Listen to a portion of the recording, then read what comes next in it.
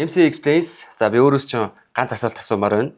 Татврын чөлөөлөлт гэж яг юу хэлээд байна? Бидэрт маш энгийнээр тайлбарлаж өгөөч. Татврын чөлөөлөлт гэдэг нь тухайн улсын дүрм журам болон олон улсын гэрээнд бараа ажлын үйлчлэгийг ноогдох татвараас чөлөөлөх механизмыг хэлээд байгаа. Ихэвчлэн ямар тохиолдол хэрэгэлдэг вэ гэхээр манай төсөлтөө нэг адилхан буцалгүй төсөлмжөөр хэрэгжиж байгаа томоохон дэд бүтцийн болон хөгжлийн төслүүд ашиглагддаг. Тэгээ гол зорилго нь болохоор татвараас чөлөөлөгдсөн мөнгөөрөө эргээд төслийнхөө үр ашгийг сайжруулах зорилгоор хэрэгэлдэг механизм байгаамаа. Энэ Монголоос гадна бол нэлээд олон улсуудад бас хэрэгждэг. Олон улс төлөөлж зөвшөөрөгдсөн механизм гэж хэлж болно. За тэгвэл энэ татврын чөлөөлөлтийн төрлүүд байдаг тийм ээ. Ямар төрлүүд байдаг юм бэ? Татврын чөлөөлөгддөг төрлүүд гэхээр бас татврын төрлүүд л байгаа. Тэгэхээр энд нь юу орж байгаа гэхээр нэгдүгээрт бол хамгийн том хэмжээний дүнтэй чөлөөлөгддөг татвар нь болохоор гайл болон гайлын нөтийн татвар байгаа.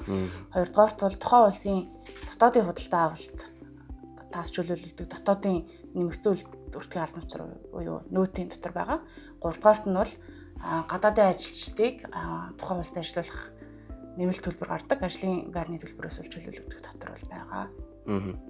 За тэгвэл одоо Нусны компактын хүрээнд бол ийм хоёр том үйлдвэр одоо барьж байгаа тийм ээ. Тэгэхээр Нусны компактын хүрээнд ямар татврын чөлөөлөлтүүд явагдсан бэ? За мөн дээрээс нь томоохон төслүүд дээр ер нь ямар ийм татврын чөлөөлөлтүүд явагдсан юм бэ? Манай Нусны компактын хувьд бол гол том дүрэн гүйцэтгэгч байгаа. Хоёр нь үйлдвэр барьж байгаа, хоёр нь үйлдвэртэй хамааралтай ус дамжуулах шугам хоолой барьж байгаа. Тэгэхээр энгийнээр хөрсөн буулгаа тайлбарлавал юу вэ гэхээр ус дамжуулах хоолойны төслүүд дээр бол тухайн ашиглаж байгаа хоолой бол импортоор орж ирж байгаа. Ихэвчлэн Европын улсуудаас манай гүйцэтгэгч нар оруулж ирж байгаа. Тэгэхээр тэр шугам хоолой хилээр орж ирэхэд бол гайл болон гайлын нөтийн татвараас чөлөөлөгдөд явж байгаа.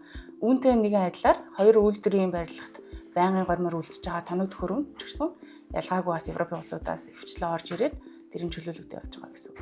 Тэгэхээр Нусны компактын бүтээн байгуулалт бол бас томоохон бүтээн байгуулалт гэж бид нар ойлгож болно тийм ээ. За тэгэхээр энэ дунд бол одоо худалдаа авалтууд явагдаж байгаа.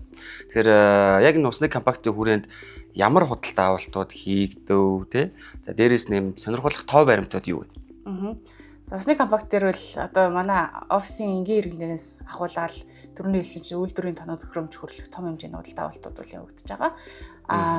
Сонирхолтой тоо баримтуудыг ивэл түрүүний миний хэлсэнчлэн хилээр орж ирж байгаа буюу гайлын татвараас чөлөөлөгдөж байгаа бараа материалын үнийн дүн бол сүүлийн 5 жилд төсөл хэрэгжснээс сүүлийн 5 жилд бол 1000 гаруй өсөлтөөр 320 гаруй тэрбум төгрөгийн бараа материал бол гайлын албан татвараас чөлөөлөгдсөн байгаа.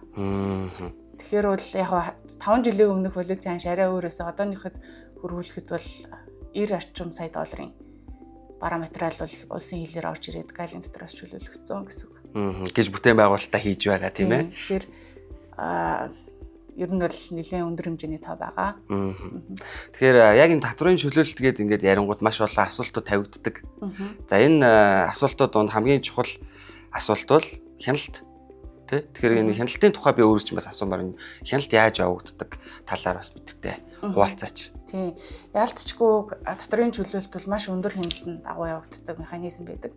Яагаад вэ гэхээр хөнгөлөж байгаа чөлөөлөгдөж байгаа татвар маань бол улсын орлого байж болох алдагдсан боломжийн өртөг байдаг. Тэгэхээр тэрийг яг зориултын дагуу буюу төслийн үйл ажиллагаанд зарцуулах нь маш чухал байдаг.